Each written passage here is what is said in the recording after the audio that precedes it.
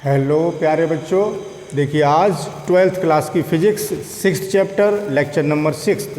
तो बच्चों 6th chapter का नाम है इलेक्ट्रोमैग्नेटिक इंडक्शन।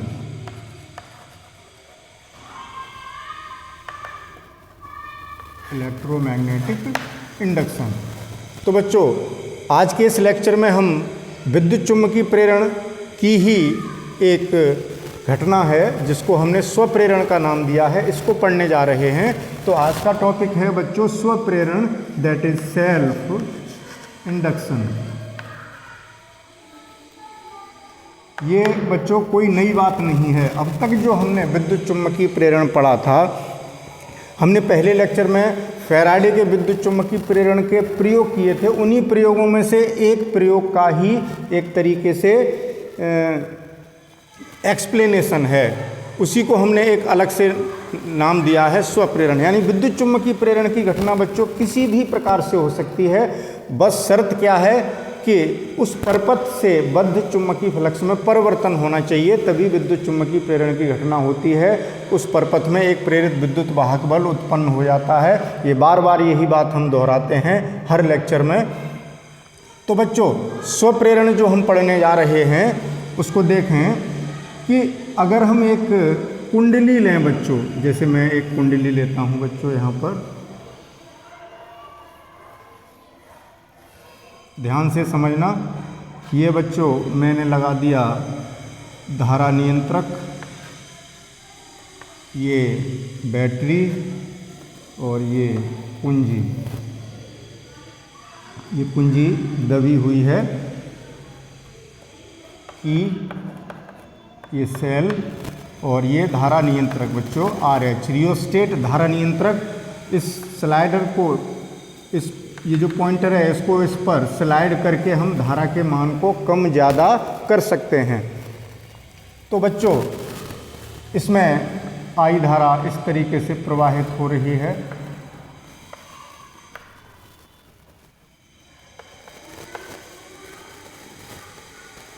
तो बच्चों आपको पता है कि जब इस कुंडली में, ध्यान से सुनते जाना, जब इस कुंडली में धारा प्रवाहित होगी तो यहाँ एक चुम्बकीय क्षेत्र उत्पन्न होगा, और वो चुम्बकीय क्षेत्र रेखाएं इन लूप, ये जो लूप बनाए हैं हमने, जो फेरे हैं कुंडली के, क्षेत्र रेखाएं उनमें से गुजरेंगी। यानी यहाँ पर इस कुंडली से एक चुम्बकीय फ्लक्स बद्ध होगा। और यदि बच्चों अगर मैं इस धारा के मान में क्षेत्र के मान में भी परिवर्तन होगा।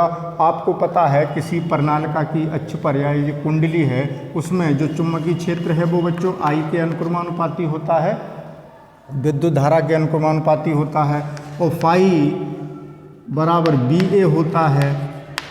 तो B फाई डिपेंड कर रहा है B पर और B डिपेंड कर रहा है I पर, यानी जो फ्लक्स है बच्चों वो I पर निर्भर कर रहा है। जैसे जैसे धारा के मान में परिवर्तन होगा फ्लक्स के मान में परिवर्तन होगा। तो जब किसी कुंडली में प्रवाहित धारा को हम परिवर्तित करते हैं, बदलते हैं, घटाएं या बढ़ाएं, तो उस कुंडली से बद्ध चुम्बकीय फ्लक्स में परिवर्तन होता है, जिससे उस कुंडली में एक प्रेरित विद्युत वाहक बल उत्पन्न हो जाता है। और उस कुंडली में, जब कुंडली बंद परपथ में है तो उस कुंडली में एक प्रेरित धारा प्रवाहित होने लगती है। तो ये इसमें बच्चों जो प्रेरित धारा उत्पन्न हो रही है वो स्वयं की धारा के कारण, कुंडली में बहने वाली स्वयं की धारा के परिवर्तन के कारण ही उत्पन्न हो रही है। इसीलिए इस विद्युत चुम्बकीय प्रेरण की घटना को, यहाँ जो विद्युत चुम्बकीय प्रेरण हो रहा है उसको हमने एक नया नाम दे दिया है स्वप्रेरण। तो स्वप्रेरण कोई अलग घटना नहीं है, एक अकेली कुंडली में होने वाली विद्युत चुम्बकीय प्रेरण की ही घटना है। यानी हम ये कह सकते हैं कि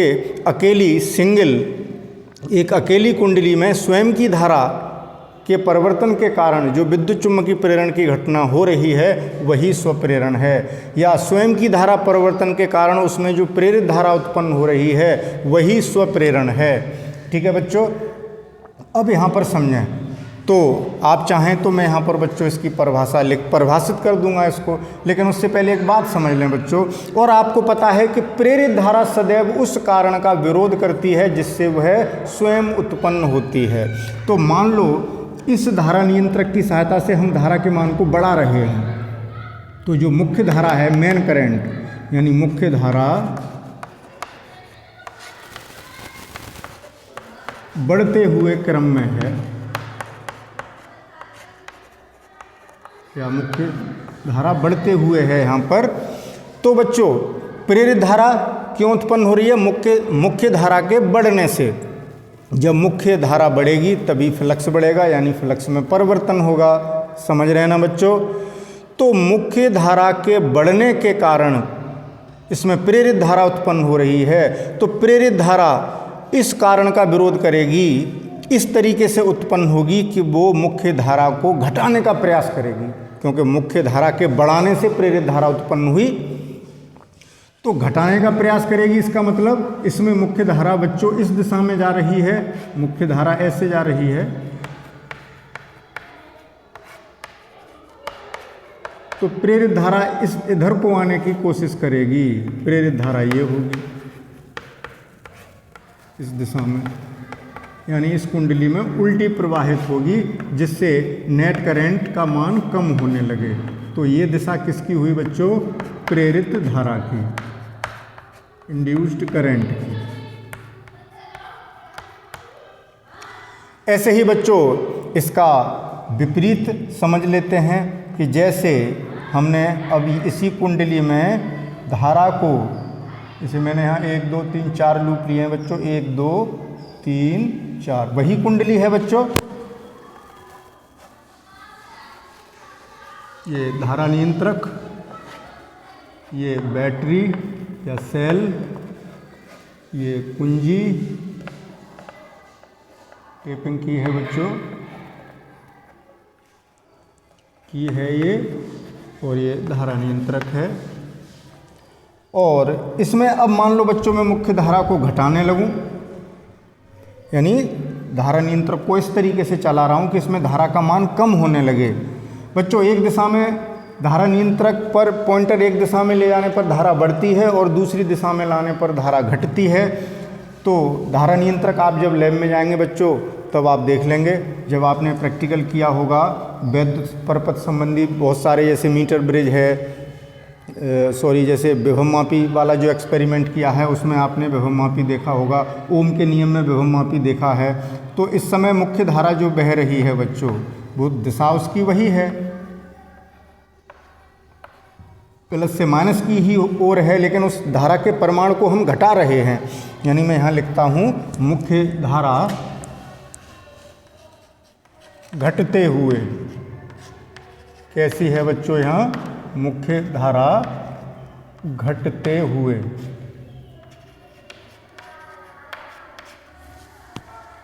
यानी धारा, मुख्य धारा ये बह रही है बच्चों।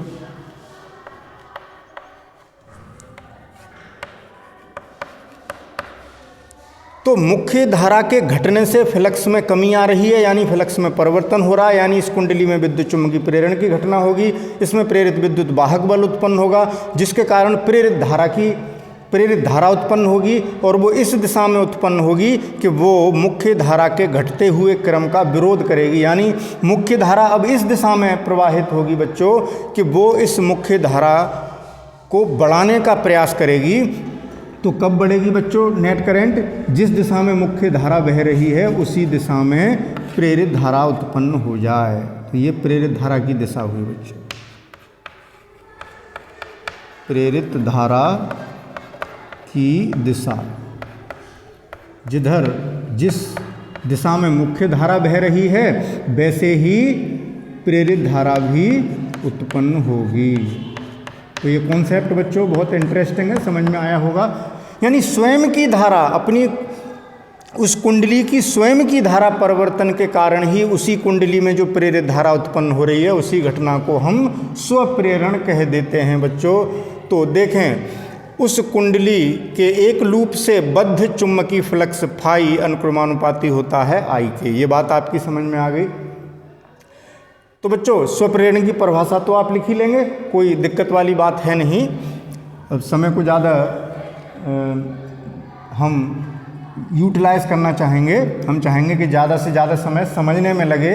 नोट्स तो आप लिख ही लेंगे, तो आप इसको लिख लेंगे अभी जो स्वप्रेरण की बात मैंने बताई थी। तो अब यहाँ पर देखते हैं बच्चों, ये कुंडली के एक लूप से परिबद्ध फ्लक्स है फाई प्रोपोर्शनल टू आई। अब मान लो बच्चों इस कुंडली में एन फेरे हों, कितने लूप हों ऐसे एन, तो नेट फ्लक्स बच्चों कितना हुआ एन फाई, वो किसके प्रोपोर्शनल होगा आई के।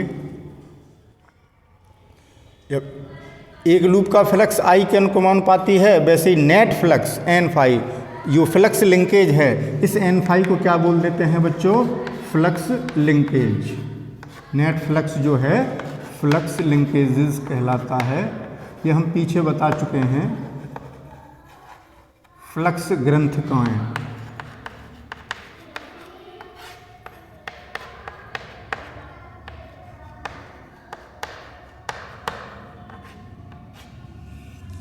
तो बच्चों प्रोपोर्शनैलिटी का साइन हटाते हैं तो एक कांस्टेंट आ जाता है एल।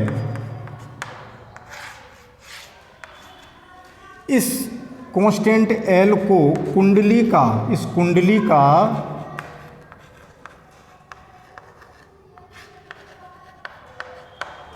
स्वप्रेरकत्व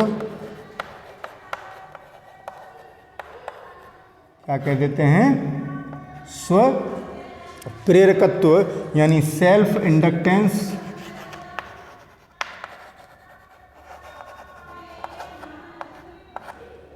या एक नाम और है स्वप्रेरण गुणांक।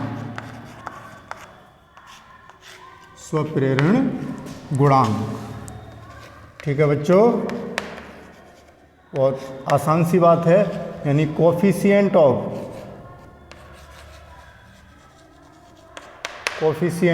Of self induction. मैं तिरछा लिख देता हूँ, यहाँ जगह नहीं है। कोफिशिएंट ऑफ सेल्फ इंडक्शन कह देते हैं इसको। तो बच्चों पहले इसका स्क्रीनशॉट लें, फिर आगे बात करेंगे। इस स्वप्रेरण गुणांक के बारे में थोड़ी सी बात और करेंगे, और इस कुंडली में कितना प्रेरित विद्युत वाहक बल उत्पन्न होगा उसकी भी बात करेंगे। लेकिन ये इक्वेशन आपको ध्यान रखनी है बच्चों, N phi equals to L I. हाँ तो बच्चों अभी हमने ये देखा कि N phi equals to L I, equation number first हमने यहाँ तक अभी बात कर ली थी बच्चों। तो ये जो एल था स्वप्रेरण गुणांक, इसके मात्रक की बात कर लेते हैं बच्चों। जो स्वप्रेरण गुणांक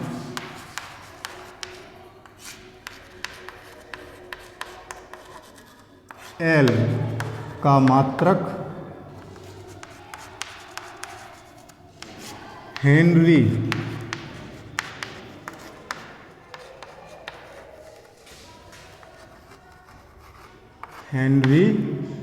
होता है,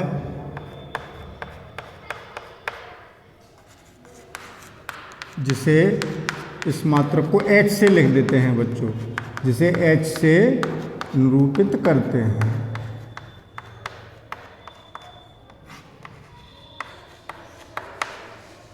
अब इसका विमी सूत्र आप निकाल लेंगे। इस फॉर्मूले से विमी सूत्र निकालना आपने 11th में पढ़ लिया है बच्चों। तो अब ये देखते हैं बच्चों उस कुंडली में कितना प्रेरित विद्युत वाहक बल उत्पन्न होगा।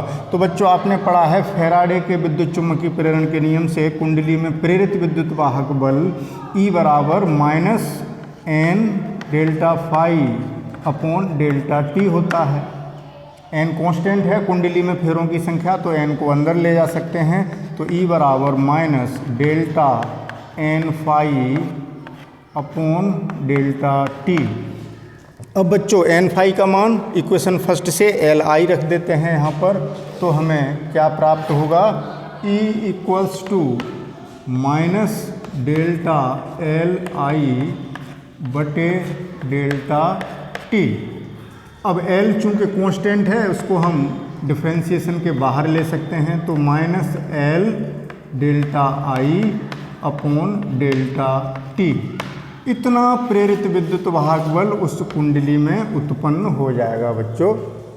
ठीक है, इक्वेशन नंबर 2। अब बच्चों हम स्वप्रेरण गुणांक की इस इक्वेशन से परिभाषा बनाने की कोशिश करते हैं। स्वप्रेरण गुणांक की परिभाषा।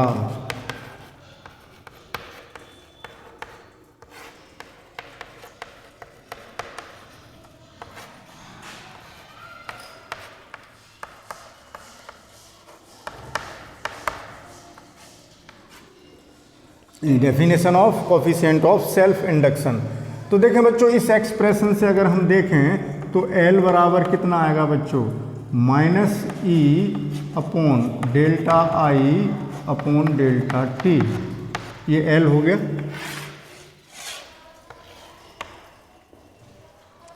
अब बच्चों इस एक्सप्रेशन में मैं यदि डेल्टा आई अपॉन डेल्टा टी 1 ले लूँ, कितना ले लूँ, 1, यानी जो डेल्टा आई बटे डेल्टा टी क्या है बच्चों, धारा परिवर्तन की दर, यानी डेल्टा टी समय में डेल्टा आई धारा बदल जाती है, धारा परिवर्तन की दर है, वो हमने 1 ले ली, एकांक ले ली। तो L बराबर बच्चों माइनस ई। अब हम संख्यात्मक रूप से देखें तो ई चिन्ह छोड़ दिया, L बराबर माइनस ई आएगा। ये हम न्यूमेरिकली देख रहे हैं संख्यात्मक रूप से, संख्यात्मक दृष्टि से, यानी उसके संख्यात्मक मान को देख रहे हैं, नेगेटिव पॉजिटिव की कोई बात नहीं कर रहे। तो बच्चों यही परिभाषा हो गई। इन्हीं बातों को हमें शब्दों में लिख देना है तो परिभाषा बन जाएगी।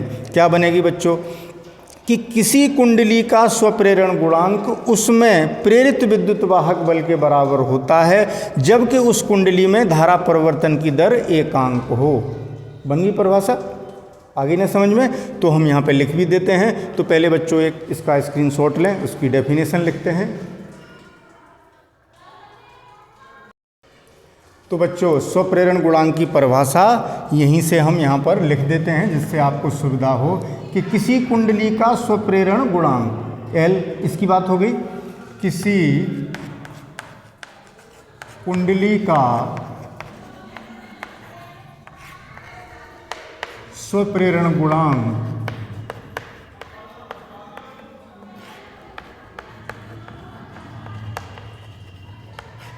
उसमें उत्पन्न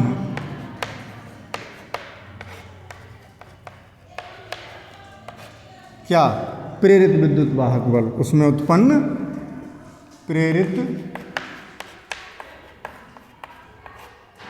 विद्युत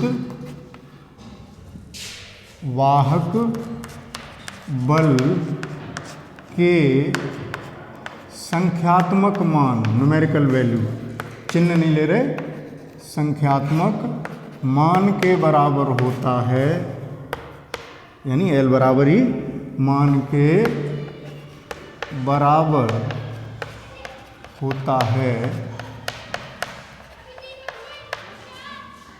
जबकि, कब है ऐसा, धारा परिवर्तन की दर हमने एकांक ली है तब, जबकि उस कुंडली में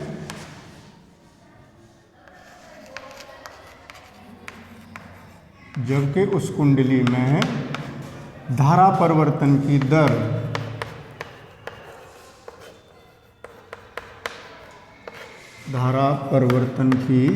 दर एकांक हो।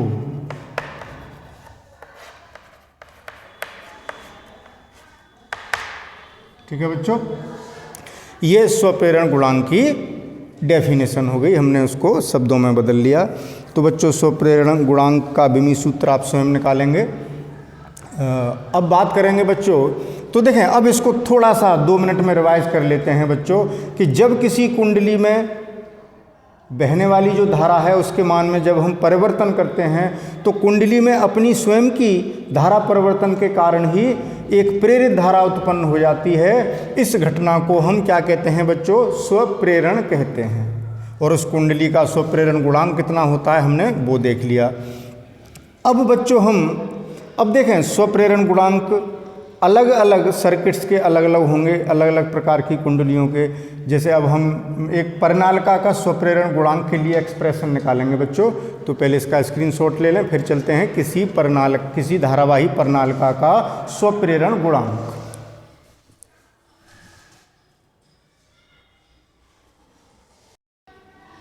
हाँ तो बच्चों अब चलते हैं अगले टॉपिक पर। लंबी परिनालिका का स्वप्रेरकत्व। स्वप्रेरकत्व कह लें बच्चों या स्वप्रेरण गुणांक कह लें, एक ही बात है। तो यानी सेल्फ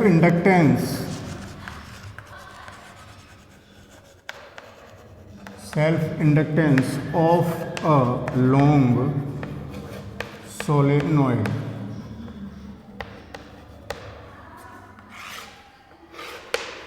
तो देखें बच्चों, मान लो हमारे पास एक परिनालिका है,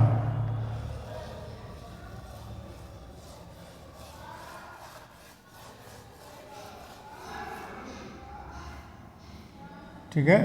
इसकी लंबाई है बच्चों L, area of cross section अनुप्रस्थ काट का जो क्षेत्रफल है A, और इसमें बहने वाली जो धारा है, जो इसमें धारा बह रही है बच्चों, वो कितनी है I।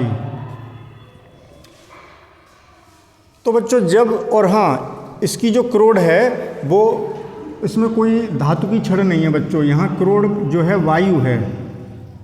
यानी जैसे केवल स्प्रिंग आपने देखी होगी, मतलब जब किसी छड़ पर लपेटेंगे तो वो उसकी क्रोड हो गई, और यहाँ क्रोड हमने नहीं ली है, विदाउट क्रोड है, या ये कह सकते हैं क्रोड के स्थान पर क्या है, वायु है। क्रोड के स्थान पर है क्या बच्चों, एयर, कोई छड़ नहीं लगाई है।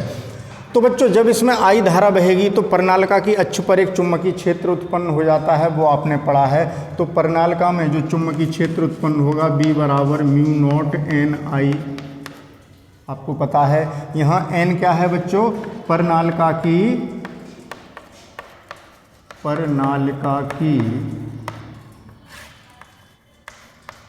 एकांक लंबाई में फेरों की संख्या है।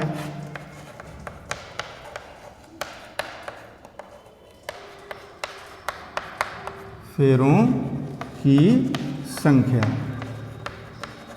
That is number of loops per unit length of solenoid. तो बच्चों n हो कितना गया, यानी देखें l लंबाई में, और मान लो इसमें टोटल फेरे कितने हैं n, तो l लंबाई में फेरों की संख्या है बच्चों n, तो एकांक लंबाई में फेरों की संख्या n/l होगी, जो कि n हो गई, ठीक है। तो हम बाद में रख लेंगे इस वैल्यू को, वो आपको ध्यान रखना है। यानी n बराबर कितना हुआ बच्चों, n/l। ये एक्सप्रेशन आपको ध्यान रखना है। तो यहाँ देखते हैं, जब चुंबकीय क्षेत्र है और लूप का जो अनुप्रस्थ परिच्छेद क्षेत्रफल है बच्चों a है, तो प्रत्येक लूप से बद्ध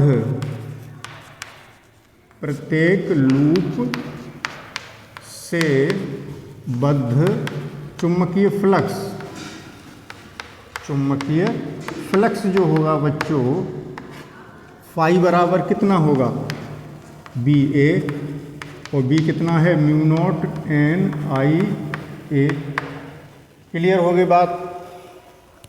अब बच्चों आपने एक एक्सप्रेशन पढ़ा था कि जो नेट फ्लक्स होगा, अब फेरों की संख्या n है, तो टोटल जो फ्लक्स है n फाई बराबर एल आई होगा। यहाँ l स्वप्रेरण गुणांक है बच्चों, तो वैल्यू रखते हैं n फाई के स्थान पर म्यू नॉट एन आई ए बराबर एल आई।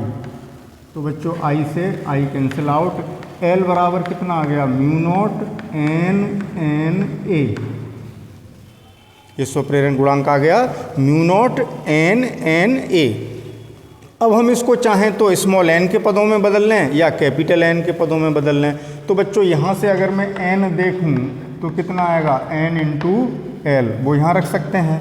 तो l बराबर कितना आ गया, म्यू नॉट, और कैपिटल N के स्थान पर n into L into N A. तो l बराबर बच्चों आ गया mu naught n square L A. ये स्वप्रेरण गुणांक हो गया स्मॉल n के पदों में। अब मैं इसको बड़े n के पदों में बदलना चाहूँ बच्चों, तो यहाँ स्मॉल n के स्थान पर यहाँ स्मॉल n के स्थान पर इस एक्सप्रेशन में यहाँ रख रहा हूँ बच्चों इसमें, तो L बराबर म्यू नॉट n और स्मॉल n के स्थान पर अब n अपॉन L और a अपॉन L। तो L कितना आ गया बच्चों, mu naught n square a upon L। एक एक्सप्रेशन ये भी है। तो बच्चों ये स्मॉल n के पदों में, ये कैपिटल N के पदों में। ये बच्चों कब है, जब हमारी क्रोड वायु है। अब मान लो इसमें एक किसी धातु की एक छड़ रखी हुई है, धातु की क्रोड है। धातु की क्रोड होने पर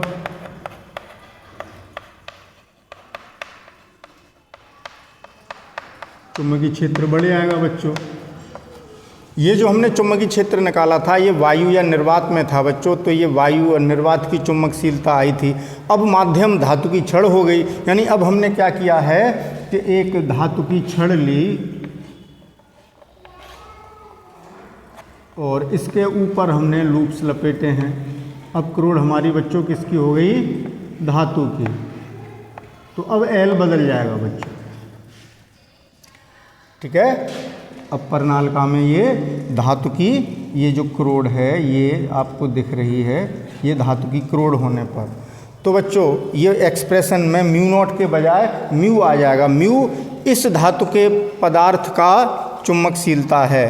तो L के फॉर्मूले क्या हो जाएंगे बच्चों, mu n square L a और दूसरा L बड़े L के पदों में mu n square a upon L।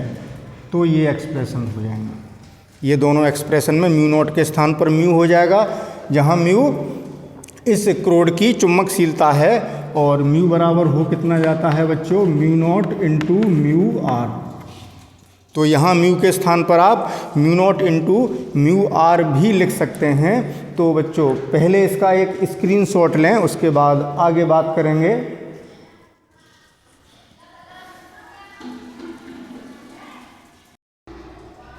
तो बच्चों अभी आपने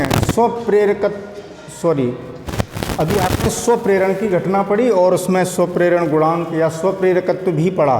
तो बच्चों आज का ये जो टॉपिक था स्वप्रेरण का वो हमने कंप्लीट कर लिया है और आज हम अब उससे रिलेटेड एक न्यूमेरिकल और हल कर लेते हैं। तो बच्चों अपनी NCERT की बुक उठाइए और उसमें देखिए क्वेश्चन नंबर 8 ये स्वप्रेरण की घटना पर आधारित है।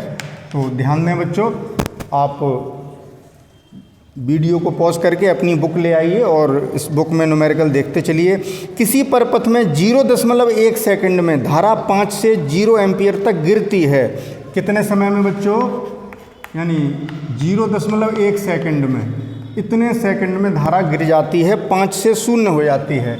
यानी I1 हमारा 5 था और I2 कितना हो गया, 0 एम्पियर। यदि औसत प्रेरित विद्युत वाहक बल 200 वोल्ट हो, यानी बच्चों ई दे रखा है 200 वोल्ट, ठीक है। तो ये पूछा है, कहाँ गया, परपथ में स्वप्रेरकत्व का आकलन कीजिए, यानी बच्चों हमसे L निकलवाया है। तो देखें बच्चों अभी हमने एक एक्सप्रेशन निकाला था कि E बराबर -L डेल्टा I बटे डेल्टा T। तो यहाँ वैल्यू पुट करते हैं, E के स्थान पर बच्चों कितना रखते हैं, 200 बराबर। यहाँ वैल्यू रखने से पहले एक काम और कर लेते हैं, L निकालना है तो पहले L ही निकाल लो बच्चों। तो L बराबर कितना आ गया, -E अपॉन इसका उल्टा हो जाएगा डेल्टा I नीचे और डेल्टा T चला जाएगा ऊपर। तो बराबर -E डेल्टा T बटे डेल्टा I को क्या लिखेंगे बच्चों, I2 माइनस I1। तो देखें L बराबर माइनस E के स्थान पर बच्चों 200 और डेल्टा T के स्थान पर बच्चों 0.1 upon I2 minus I1 that is 0 - 5। तो इसका और इसका मल्टीप्लाई बच्चों -20 हो गया और नीचे -5 बचे, तो कितना आ गया, 4 आ गया, माइनस से माइनस कैंसिल, 4 हेनरी आ गया बच्चों। या हम ऐसे भी लिख सकते हैं कि 4H, क्योंकि स्वप्रेरण गुणांक का मात्रक बच्चों क्या है, हेनरी है। तो बच्चों आज हमने एक विशेष प्रकार की विद्युत चुम्बकीय प्रेरण की घटना पढ़ी जिसको हमने स्वप्रेरण कहा था। तो बच्चों इसी तरीके से यहाँ पर एक ही कुंडली थी, जब दो कुंडलियाँ पास पास रखी होती हैं तो एक कुंडली के कारण दूसरी में, एक कुंडली में धारा परिवर्तन के कारण दूसरी कुंडली में प्रेरित विद्युत वाहक बल उत्पन्न हो जाता है, जिससे उसमें प्रेरित धारा उत्पन्न हो जाती है। विद्युत चुम्बकीय प्रेरण की इस घटना को हम अन्योन्य प्रेरण कहते हैं बच्चों। ये टॉपिक कल के लेक्चर में डिस्कस किया जाएगा, तो मैं यहाँ लिख देता हूँ, कल क्या पढ़ाएंगे बच्चों, अन्योन्य प्रेरण, ठीक, म्यूचुअल इंडक्शन। तो इस टॉपिक की चर्चा कल के लेक्चर में करेंगे। ओके बच्चों, मत लगा के पढ़िए। Thank you for watching.